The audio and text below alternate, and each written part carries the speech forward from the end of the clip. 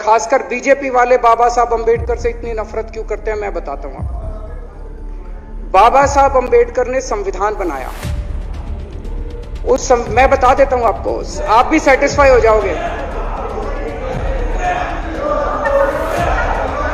बाबा साहब का नाम सुनते ही वॉकआउट कर गए। बाबा साहब का नाम भी नहीं सुनना चाहते। बाबा साहब अंबेडकर का नाम सुनते ही वो सुन तो लो।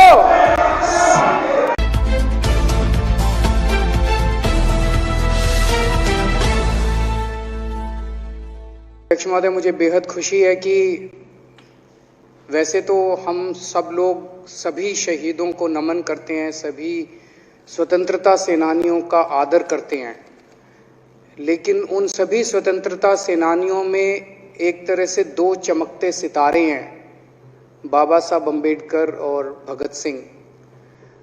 दिल्ली सरकार ने ये निर्णय लिया है कि बाबा साहब अंबेडकर और भगत सिंह जी की तस्वीरें सभी दिल्ली सरकार के दफ्तरों में लगाई जाएंगी। कुछ दिन पहले पंजाब सरकार ने भी ये निर्णय लिया है कि पंजाब सरकार के भी सभी दफ्तरों में भगत सिंह और बाबा साहब अंबेडकर की तस्वीरें लगाई जाएंगी। जब से ये ऐलान किया गया है, मैं तो सोच रहा था कि हमारे विपक्ष के साथी इसके ऊपर हमें बधाई देंगे, तारीफ करेंगे कि बहुत अच्छा निर्णय लिया गया। शुक्रिया।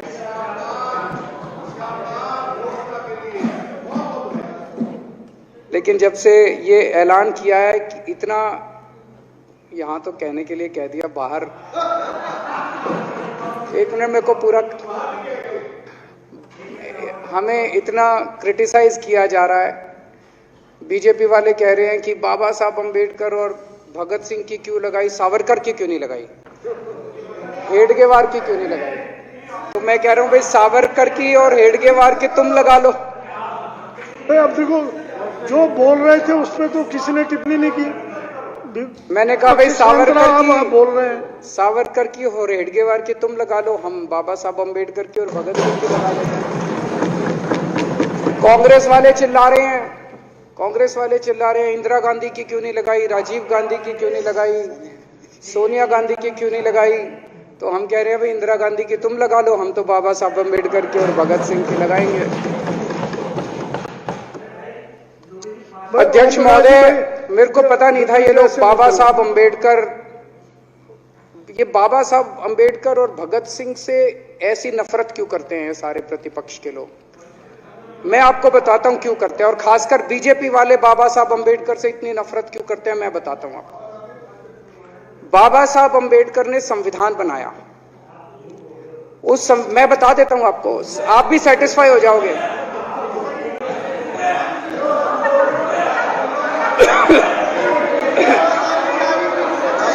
सुन के चले जाना।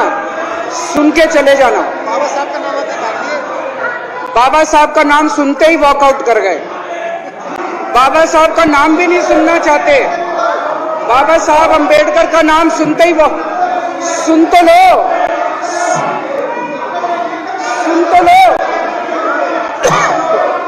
वो तमाशा, और ये सब कुछ जो इन्होंने बोला वो सच बोला। सुन तो लो।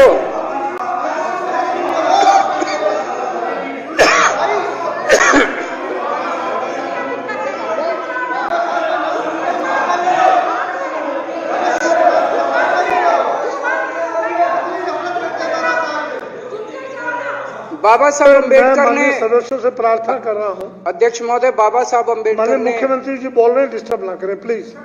नहीं, ये कोई तरीका। सत्य कौन बोल रहा था? सत्य क्या बिजुली जी ने बोला? सब आप बैठ जाइए। अब बाबा साहब अंबेडकर ने देश का संविधान बनाया। संविधान में लिखा उन्होंने कि भारत के अंदर जनतंत्र होगा। इस जनतंत्र के अंदर चुनाव होंगे। चुनाव में जनता वोट डालेगी। वोट डाल के जनता अपनी सरकार चुनेगी। वो सरकार लोगों के सपनों को पूरा करने के लिए काम करेगी। बीजेपी को ये पसंद नहीं है। बीजेपी नहीं चाहती चुनाव हो। बीजेपी चाहती है कि चुनाव खत्म हो जाए। चुनाव होने ही नहीं चाहिए।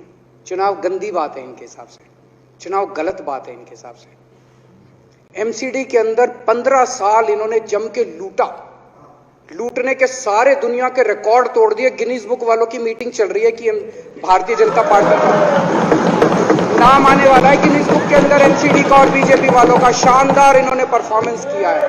15 साल के अंदर इन्होंने लूटने में कोई कसर नहीं छोड़ी। लूटने के बाद जब जनता में त्राही त्राही मच गई, लोग दुखी हो गए 15 साल के इनके शासन के बाद, और जनता ने मन बना लिया कि इस बार इनको मजा चखाएंगे और गुस्सा जाहिर करेंगे। चुनाव आयोग ने ऐलान कर दिया कि हम आज शाम को 5 बजे 9 तारीख को 9 मार्च को शाम को 5 बजे आज चुनाव की डेट्स की घोषणा की जाएगी। 4 तारीख को प्रधानमंत्री के दफ्तर से फोन जाता है, चिट्ठी जाती है चुनाव कमिश्नर को, चुनाव रद्द कर दो। पूरी दुनिया के अंदर आज तक ऐसा नहीं होगा कि प्रधानमंत्री सीधे सीधे चुनाव कमिश्नर को फोन करके और चिट्ठी लिख के कहते हैं कि चुनाव रद्द कर दो। इसलिए ये नफरत करते हैं बाबा साहब अम्बेडकर से। ये कहते हैं बाबा साहब अम्बेडकर नहीं होता तो जनतंत्र नहीं होता इस देश के अंदर।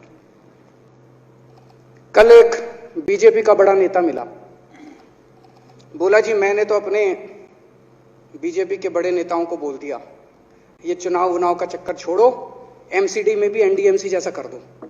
मैंने कहा इसका क्या मतलब? वो बोले जैसे एनडीएमसी में चुनाव ही नहीं होते, एनडीएमसी में केंद्र सरकार नॉमिनेट कर देती है, बोले जी एमसीडी में भी यही हो जाना चाहिए।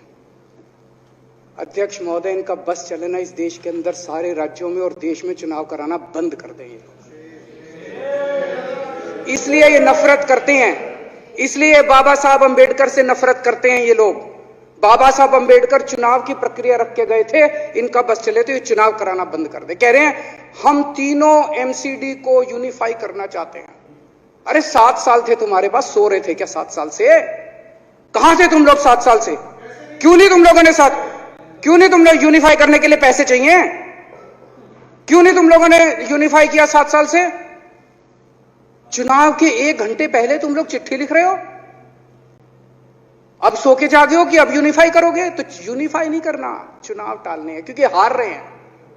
मेरी हाथ जोड़ के विनती है, हार जीत लगी रहती है, कभी ये पार्टी हारती है, कभी वो पार्टी हारती है, कभी आज बीजेपी हारती है, कभी आम आदमी पार्टी भी हारती है, कभी कांग्रेस हारती है। देश बड़ा है, देश की सोचो। आज आम आदमी पार्टी है, कल आम आदमी पार्टी हो सकता है ना हो।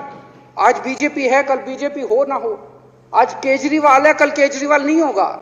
आज मोदी जी हैं, कल मोदी जी नहीं होंगे। कोई बड़ा नहीं है, देश बड़ा है, मुल्क बड़ा है, कौम बड़ी है, समाज बड़ा है। देश को नहीं झुकने देना, देश को नहीं टूटने देना, देश को नहीं किसी भी हालत में देश पे आंच नहीं आनी चाहिए। ये लोग देश के साथ खिलवाड़ कर रहे हैं, ये लोग संविधान के साथ खिलवाड़ कर रहे हैं। कह रहे हम यूनिफाई करना चाहते हैं। इन्होंने एक चिट्ठी लिख दी चुनाव आयोग को कि हम तीनों एमसीडी को यूनिफाई कर रहे हैं, इसलिए चुनाव टाल दो। चुनाव आयोग ने चुनाव टाल दिया। कल को दिसंबर में गुजरात के चुनाव हो रहे हैं। अब जनता कह रही है ये गुजरात हारेंगे। अब अगर ये गुजरात हारेंगे तो ये 10 दिन पहले चिट्ठी लिख देंगे चुनाव आयोग को कि भाई हम गुजरात को और महाराष्ट्र को एक कर रहे हैं, इसलिए गुजरात के चुनाव टाल दो। गुजरात के चुनाव टल जाएंगे। अगली बार ये लोकसभा हारेंगे, चिट्ठी लिख देंगे जी ये पार्लियामेंट्री फॉर्म ऑफ सिस्टम बड़ा खराब है, हम प्रेसिडेंशियल फॉर्म ऑफ सिस्टम ला रहे हैं, संविधान बदल रहे हैं, चुनाव टाल दो। चुनाव टल जाएंगे। ये क्या मजाक बना रखा है इन्होंने, नौटंकी कर रखी है इन्होंने। भारत जनतंत्र है, देश ये बर्दाश्त नहीं करने वाला जो इन्होंने नौटंकी कर रखी है। कहते हैं हम दुनिया की सबसे बड़ी पार्टी हैं, हम तो जी दुनिया की सबसे छोटी पार्टी हैं। फिर भी डर गए तुम लोग।